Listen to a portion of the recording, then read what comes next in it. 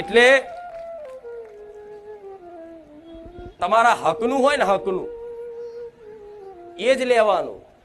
હક બહારની કોઈની જગ્યા, કોઈનું ઘર, કોઈની મિલકત, કોઈનો દાગીના, કશું જ વસ્તુ ના લેતા, નહીં તો એનું દેવ દુઃખ તમારા ઘેર આવશે. જેને જેને આવા ઘર લીધા હોય એને પૂછી આવજો. બાપ દીકરા નહીં બનતી હોય, ઘરમાં એટલા ખતરનાક કકરાટ, ઝઘડા, મરી જવાના વિચાર આવે, મરવાની કોશિશો કરે અને માથાના બાલ બધા પારકા થઈ જાય. 1 રૂપિયો ના રે ઘરમાં, 1 રૂપિયો ના રે. ઉપરથી જેટલા લાવે એટલું દેવ વધતું જાય, વધતું જાય, વધતું જાય, વધતું જાય. છેલ્લે એવો વિચાર આવી જાય કે હું મરી જાઉં. પણ છતાંય આવી જગ્યાઓ જો કદાચ લીધી હોય તો મારા પ્રવચનમાં હોંભરી એનો રસ્તો કરજો.